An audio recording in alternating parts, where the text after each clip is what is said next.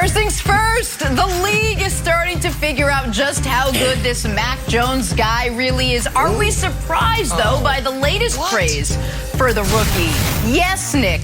Odell's Rams debut did not go very well, so is Aaron Rodgers right that OBJ has a lot of productive years left? And it is Wednesday. Nick unveiling his new NFL tiers. You may be surprised who he's got at the very tippy top. Hi, everyone. Good morning. Welcome to First Things First. Jenna Wolfe alongside the aforementioned Nick Wright, Chris Broussard, Kevin Wilds. Nick, Chiefs got their swagger back. Did they, though, get top billing in your tiers? Are you going to tell us or are you going to make us wait till, what, 8:02? Well, yeah, the top line of the tiers probably be revealed around 8:06 a.m. Eastern. The tiers themselves, Jenna corrected, 8:02 a.m. Eastern. And no, I will not be spoiling it right now. Will not be spoiling it. We know it's the Okay, Chiefs. we'll see. So what did we learn? We just gonna showed a bunch of highlights of the Chiefs. To get from bottom to top. We will get to the tiers in just a few. We got to start in Brooklyn. Warriors, Nets, the Blazing Warriors taking on the thought to be Blazing Nets, at least at the start of the season. Steph versus KD. Battle of former teammates, battle of the league's top two scorers, battle schmattle. This was all Steph. 9 threes, finished with 37 points. He got MVP chance from a noticeably pro-Warriors crowd in Brooklyn. Meanwhile, the Nets did not. Season low 19 for KD. Warriors win at 117-99. How about them? They're now a league best 12-2 on the season. Golden State Warriors. Broussard, what did this team prove? What did the Warriors prove last night in this win? Jenna, they proved that right now, Golden State is the best basketball team in the world. Now, I'm not ready to predict a championship yet. Because I do want to see, I'm not convinced yet that they can win 4 7-game series without Klay Thompson being at least 85% of his old self. I also think in the playoffs, it'll help them to have some size at the rim. And I do think James Wiseman, who's 7 feet tall, I know he's only in his second year, but he could help them at that. So both he and Klay will be back. I want to see what they look like before I'm ready to say this is the team that should win it all. But right now, 1 month into the season, Golden State is the best team in basketball. Look, there was every reason for the Brooklyn Nets to come out last night and put it on the Warriors. I mean, they should have been up for that game. You're facing Kevin Durant's former team, and let's just keep it real. KD has been mocked by some as a Looney Tune for leaving Steph Curry and the Warriors for Kyrie Irving and the Brooklyn Nets. All right, secondly, Brooklyn had to beat a good team. They got a nice record, 10-5. They look pretty good, but they've been beaten up on a bunch of bad teams. They're 2-4 now. They were 2-3 entering last night's game against teams above 500. So they had to show that they could beat a good team. And finally, they've got 2 superstars in their prime, 2 top 10 players. Golden State, of course, only has 1. So Brooklyn should have put it on them. And instead, Golden State comes out and not only beats them, but smokes them. We know the offense, Nick, is spectacular, but the defense is number 1 in the league right now. Draymond Green did a job on Kevin Durant, holding him under 22 points for the first time this season. And Jenna mentioned, Nick, the MVP chance. I don't know this for a fact, but it would be hard for me to believe that something like that has ever happened in LeBron's house, in Steph's house, in Giannis's house, heck, in Nikola Jokic's house. Okay? That was so disrespectful. And I don't think the fans meant it like, oh, we don't like KD. But in reality, it shows he has not captured that fan base. When it's not only they MVP chance for another player, but your former teammate. So it was an all-out bad night for Brooklyn and a great night, Nick, for the Warriors. Everything you said is correct. And the MVP chance, we can start there and then expand. A couple weeks ago, I sent out a screenshot of Nets tickets on StubHub. And people criticized me like I was shaming the Nets for having cheap seats because you could get in the building for $7. But those seats weren't being sold by the Nets. They were the secondary market. It was the Brooklyn Nets with Kevin Durant and James Harden. You get in the building for less than a mochaccino, and I thought that was noteworthy. When right across the bridge, you can't get into MSG any night of the week. Hey, there's Jalen Ramsey. Any night of the week for under, that was actually Beckham. You can't get into MSG any night of the week for under $75. You said he hasn't captured the fan base because there isn't one. I was at every single Nets home playoff game last year. It has the atmosphere of a somewhat big regular season game, and that was up until Game 7 against Giannis. Game 5, when KD was going off, it had a different feel to it, but that was really because the crowd understood we were watching one of the greatest performances ever. Now on Kevin Durant. He has been the best player in basketball this year, which is why that was such an awful time for his first bad game. Fewest shots made, second fewest rebounds, third fewest assists. He's only been held under 50% twice this year, never under 44. Last night he was under 33% from the field. 0 made shots in the second half. Nash gave up in the fourth. They didn't even play him in the fourth. 0 for 8 in the third, 19 points. Just a miserable game for a guy who spent the afternoon ostensibly, if you go to his Twitter likes, just liking random people who were arguing with Dieter Kurtenbaugh about the Warriors winning the KD-Steph divorce. This is national television against your former team. And by the way, for Harden, the reason Harden doesn't have a championship is because the Warriors kept kicking him in the head. And they get walked all over. And then the MVP chants Wilds are just the salt in the wound. Because Broussard is absolutely right. Since Giannis has been an MVP caliber performer, maybe, I don't know what happened his second year. Maybe LeBron came and the Milwaukee fans chanted MVP, but that's not what we're talking about. Guys, once they ascend to MVP level, the only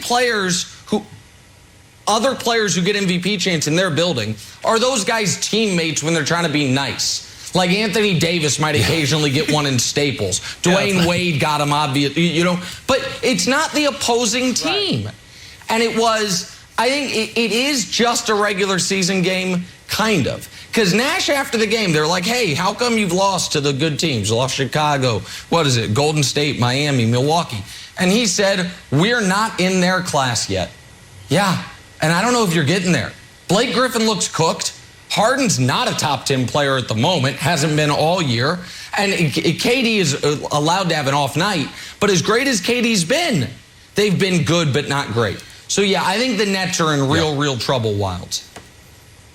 All right, so I agree with you 100%. And here's the thing about the Warriors, Broussard. Try this theory on for size.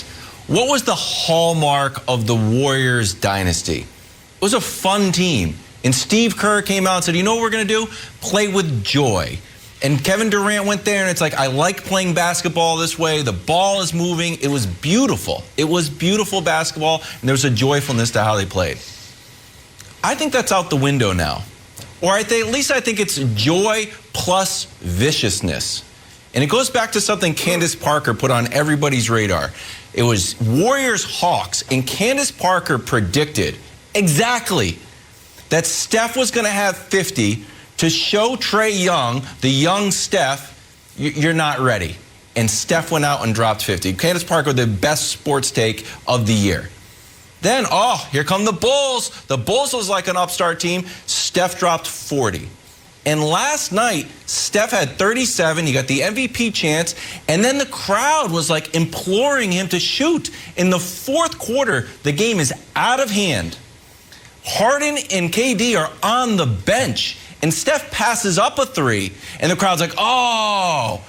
Then they're cheering for a shot that was after the buzzer. They're cheering Steph. So the question I have for you is this, Broussard. Why was Steph in the game? Did Steve Kerr leave Steph in the game? Game was over. Steve Nash pulled his guy. I think it's because this new look Warriors have got a little bit of get back in them. Clay got hurt. KD hurt his Achilles. Then we won 15 games. We were a laughing stock. Last year, we had the play-in game. We lost to the Grizzlies. We lost to the Lakers. We were out. No one thinks we're a champion. Everybody thinks the Nets. Now it's going to be a little bit of viciousness. So I think this new Warriors team is the same joy of the dynasty, the ball moving around, with an added dose of vicious stuff that we hadn't seen before. A little bit of Michael Jordan. I took that personal. No, I think that's a good take and a smart take, Wilds. And Kerr knew what he was doing.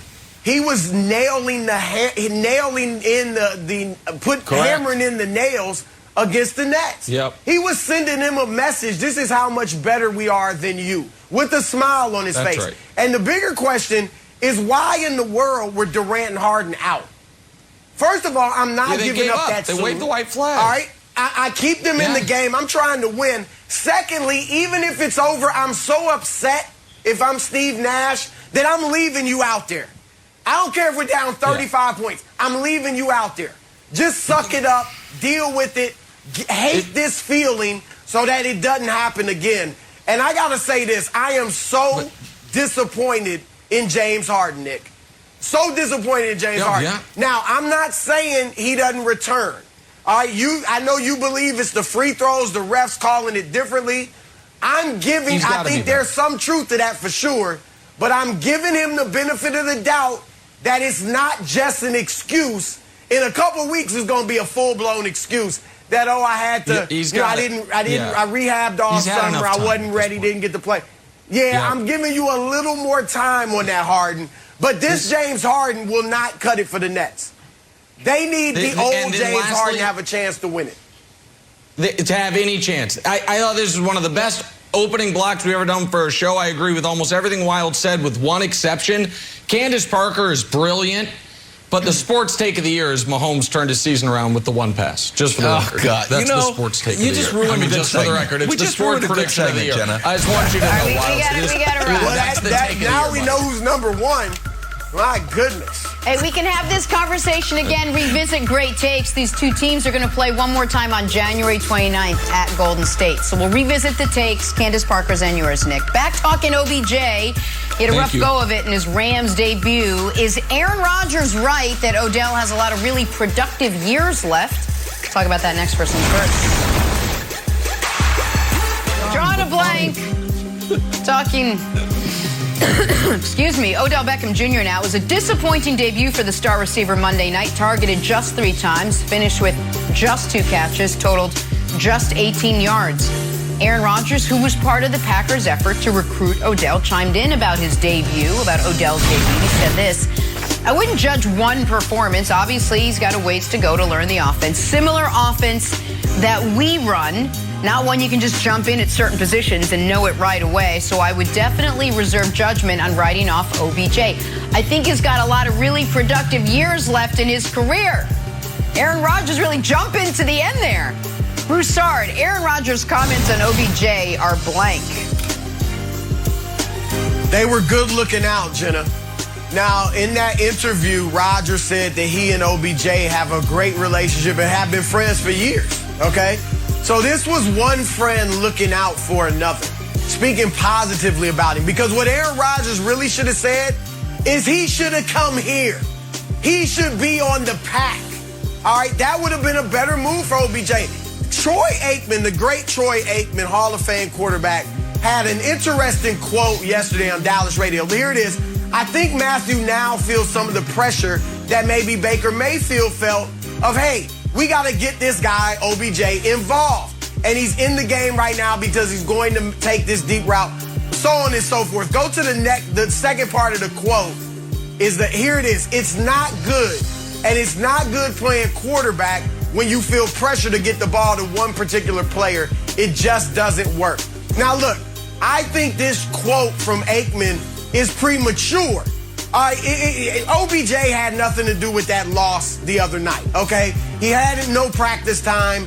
You can't put that on him.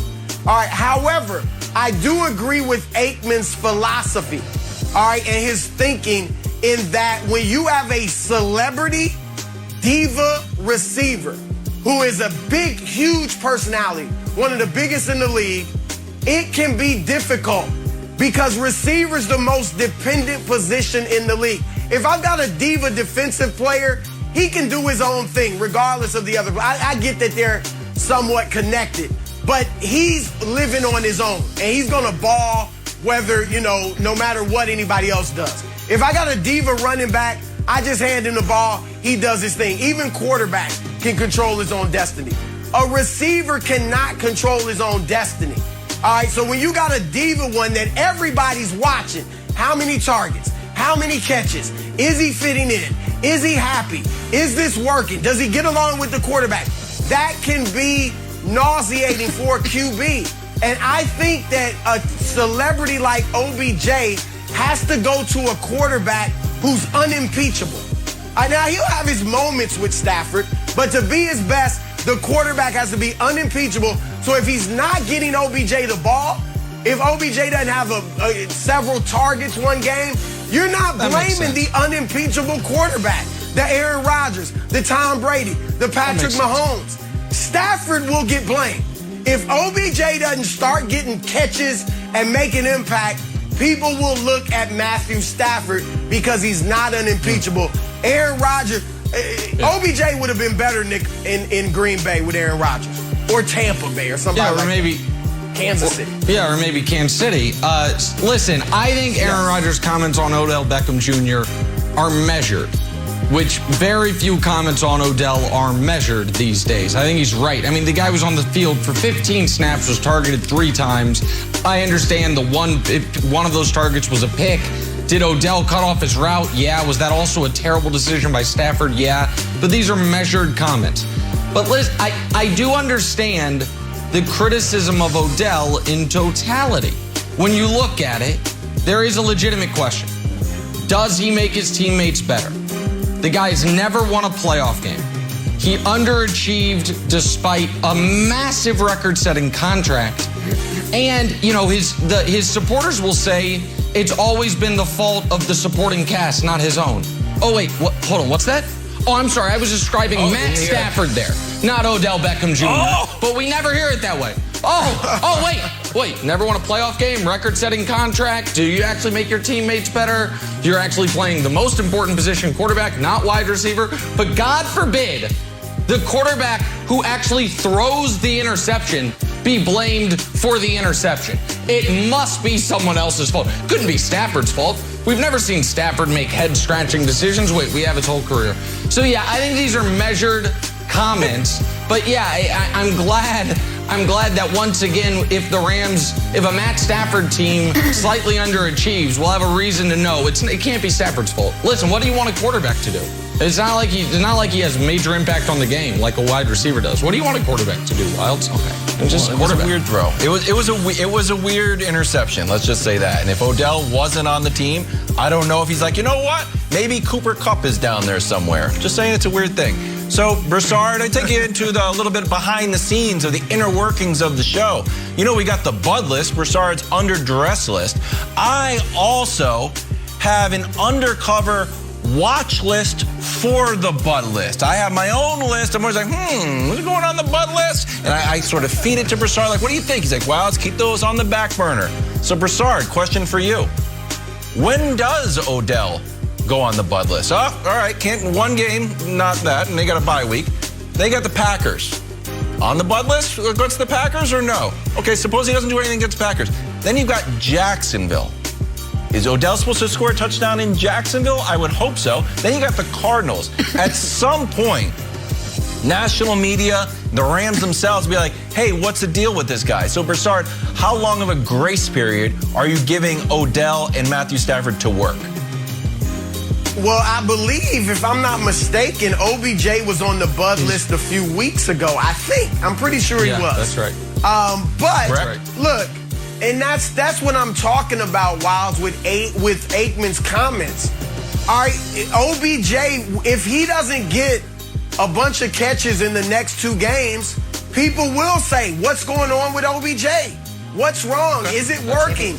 And the Rams don't need that. It's not really OBJ's fault, but it's just the persona he's created and the celebrity he's become.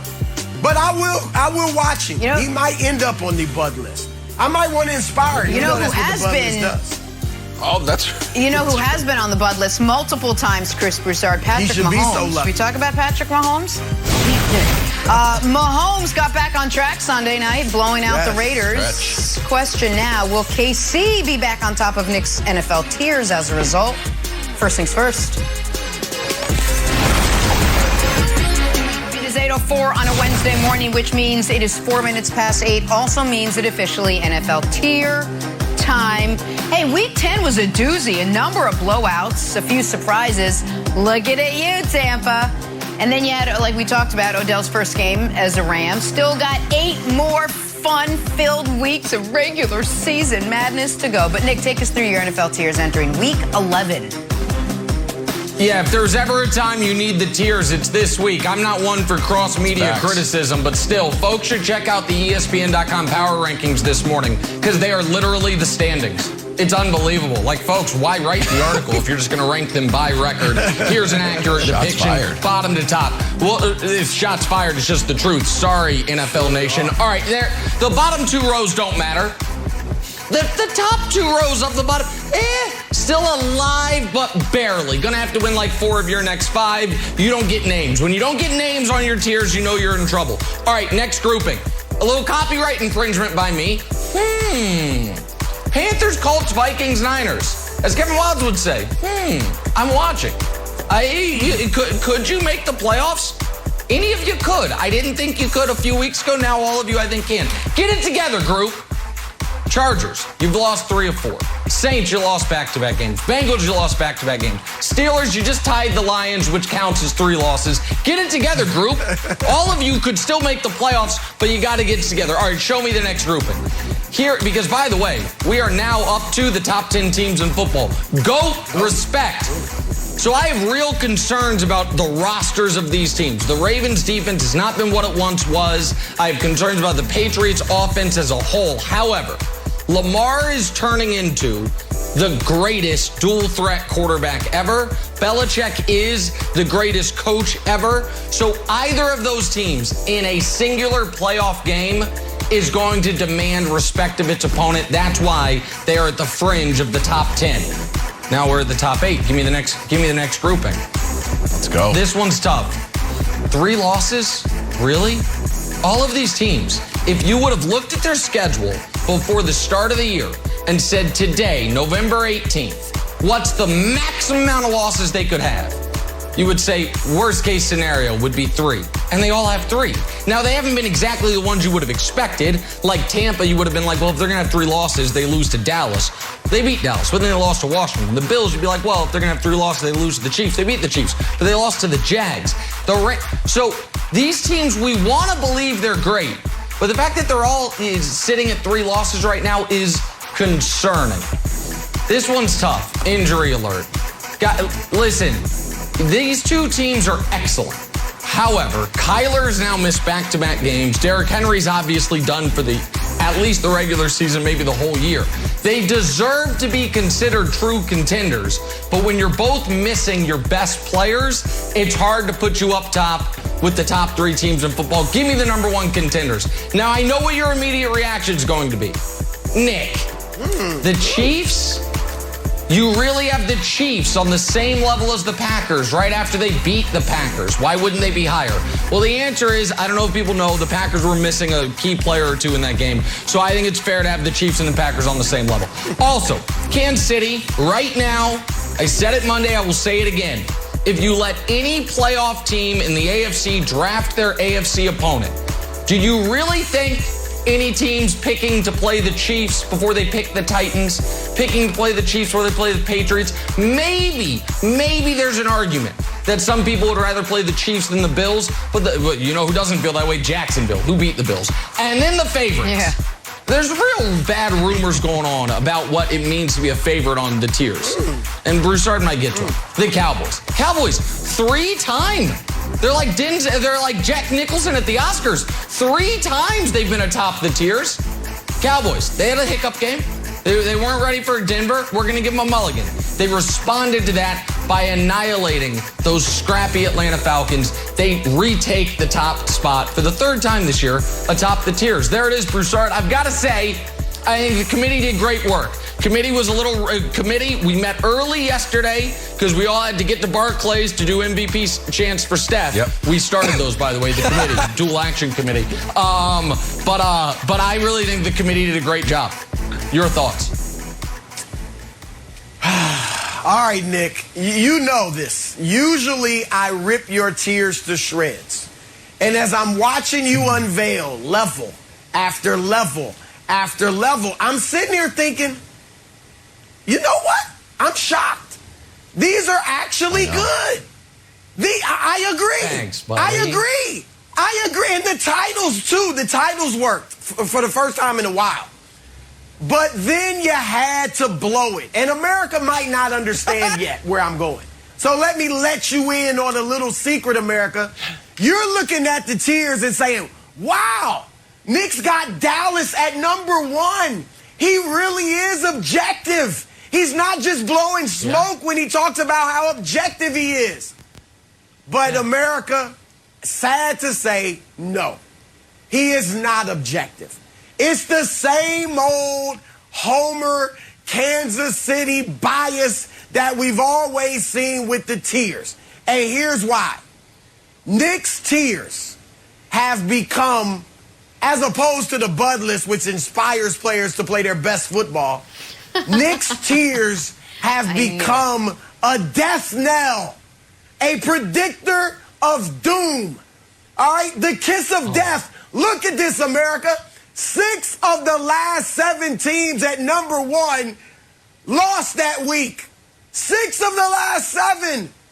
And guess who the Dallas Cowboys, #1 this week in Nick's tiers, happen to play this weekend? Kansas I gotta City look. Chiefs. The Kansas City I Chiefs. looked it up.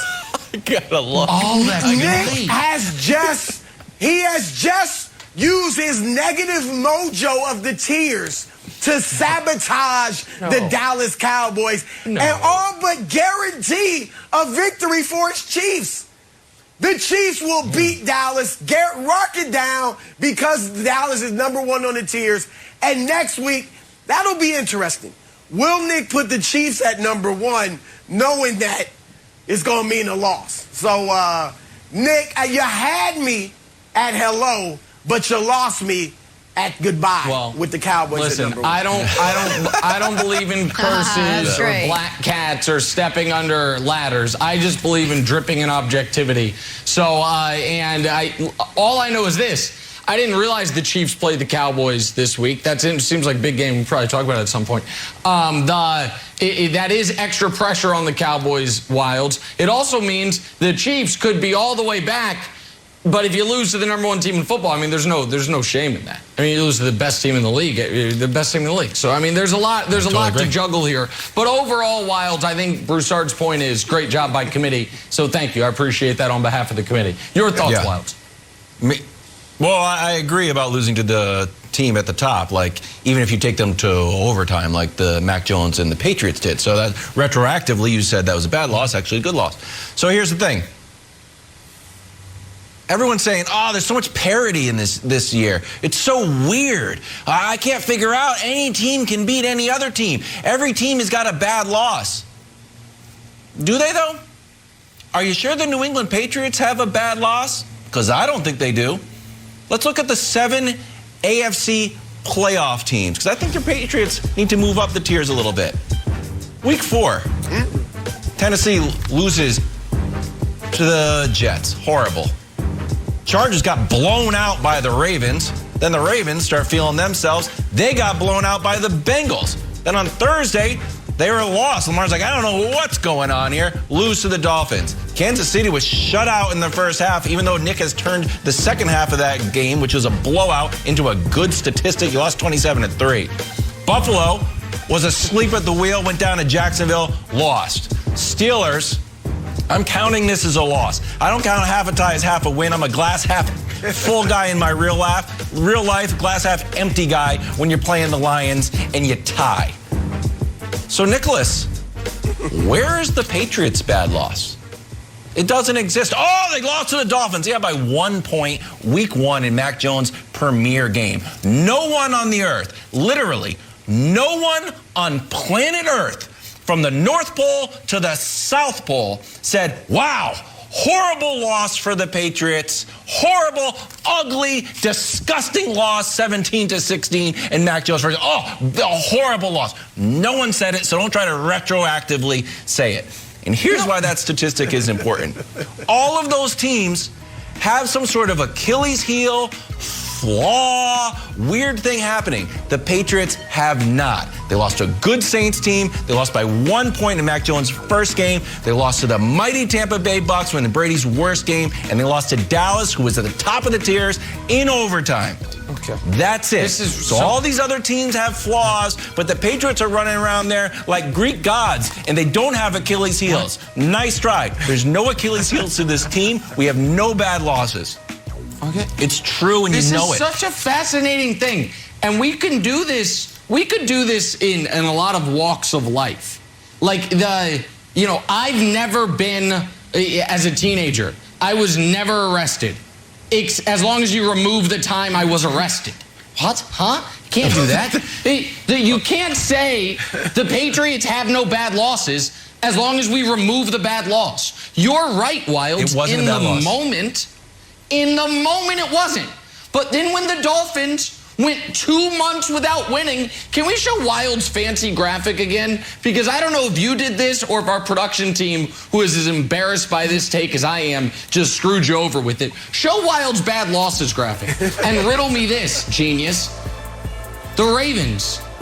So the loss for the Ravens against the Dolphins is a bad loss. But the loss for the Patriots against the Dolphins is not a bad loss. Oh, that's fascinating. Yeah, that's it wasn't interesting. by 1 point. And you're also saying, so it's margin. Okay, got it. So the Chiefs losing by 3 scores to the Titans, who are 8-2, is a bad loss. The Patriots losing by 2 scores, by 15 points to Jameis Winston, not a bad loss. Interesting, fascinating. Okay. I'm gonna have to noodle over that one a little bit. And then, if we're talking about bad losses, we should also maybe do what is the single worst win any team has? I would argue needing a furious fourth quarter comeback to beat long-necked Davis Mills maybe counts. Okay. I would argue what the Jordan Patriots Love. So I would argue. You would argue Chiefs Jordan Love. I would argue the Jordan Love win. Everyone knows that. They didn't need a comeback. They actually led that game from start to finish. Led the game for 56 minutes. But otherwise, it's just a solid take by you. 50? So listen, that's both sides of the ball, buddy. So here's the deal. That's fine. I agree. The Patriots are actually, I maybe should have them higher, Jenna, because if you remove all their losses, they're undefeated. Patriots are undefeated if you just remove the losses. So maybe they can go 16-0. Just remove the losses. What a ridiculous take. The committee rejects that. Well, why don't we stick with the Patriots since that went so well? Talk some Mac Jones. Fox Bet Sportsbook has Mac second announced to win Offensive Rookie of the Year behind Jamar Chase. Nick, I'm not sure this is how you want me to follow that up with, but if people underestimated Mac Jones up until this point, we got to take a break. We're back after this. I primed the pump there for this. Talking Mac Jones now, the Patriots rookie quarterback had himself a game Sunday against the Browns. Maybe the best game we've seen as far as throwing the ball downfield. The latest came in what's turning into a pretty nice rookie season to the surprise of many, but not to the surprise of the Honey Badgers. Chief safety Tyrann Mathieu tweeted this yesterday. Mac Jones wasn't trendy enough for y'all at first. Now y'all love him.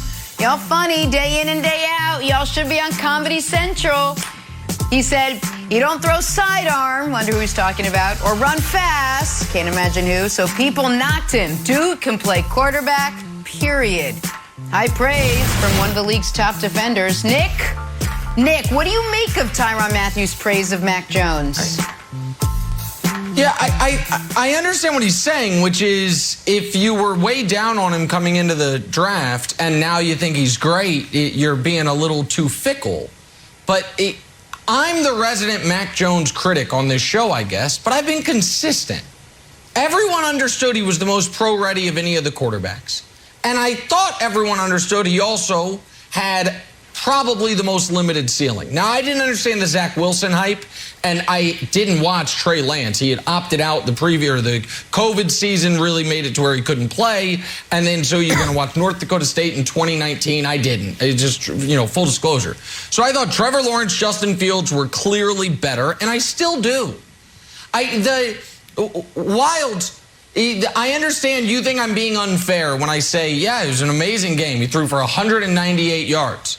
And you make the point earlier, yeah, because they sat him down. Brian Hoyer came in. Yeah, and Brian Hoyer, another pro-ready quarterback with a limited ceiling, came in and threw for 98 or 89 on a drive, 2 drives. So maybe it's that Mac Jones just awesome, or maybe it's that Belichick systematically depantsed everything about the Browns. I have not seen a single thing that makes me believe Mac Jones is going to be a top 6 quarterback in his own conference. So pro-ready, limited ceiling. That's what I still think about him. Okay.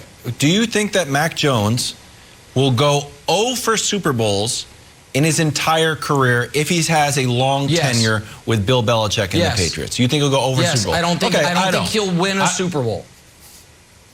Okay. I think Mac Jones's ceiling is holding up a Super Bowl MVP trophy. That's his ceiling. I'm not going to guarantee he gets there, even though our dynasty is back on track after a little gap year. But Broussard, here's the thing that I think was what made Mac Jones' analysis tricky. And I think 2 narratives have died from it already from Mac Jones' short NFL tenure.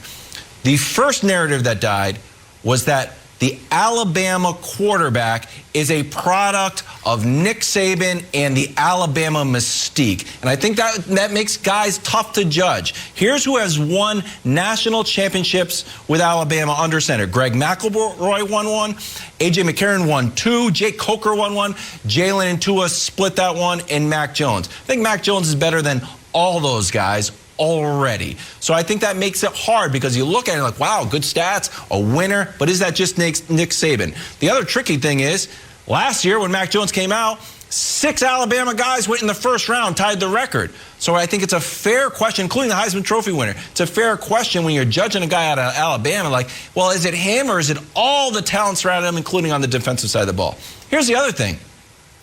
I think we prematurely called the death of the pocket passer. I think we thought everything was going to be this mobile quarterback was the wave of the future. And if you could hang on, if you were Tom Brady, if you were the GOAT, you could hang on. If you were Ben Roethlisberger, maybe you could hang on, but people were calling for him to get up out of there and put somebody that can move around in there. Mac Jones has 59 rushing yards this year. That's it. And look, did we miss on maybe a few first downs? Probably a few 4th and shorts. Yeah, maybe. I always thought it would be nice to have like a Cam Newton package, so I wanted to keep Cam.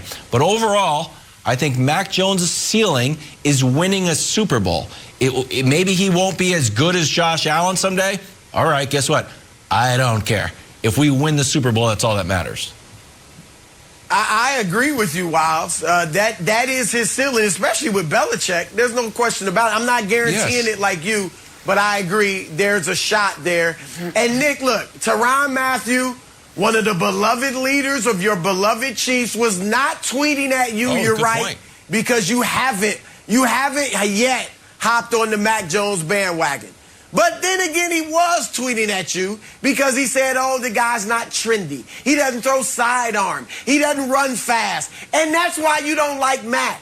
Not enough bells and enough whistles. And I'm guessing he don't have a big neck. I mean, he must not have a thick enough neck for you to like him. Because Mac Jones is getting it done. Full of intangibles, overflowing with intangibles, and you mock him for his dink and dunk game, but he is throwing dimes when they let him. He picked right through double coverage to Kendrick Bourne against the Browns for a touchdown. Puts it in the bread basket for Hunter Henry. I mean, the dude is dropping dimes, Nick.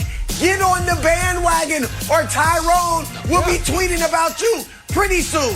Tyron. Patriots back in action tomorrow night, by the way. Undisputed starts right now. Have a good day.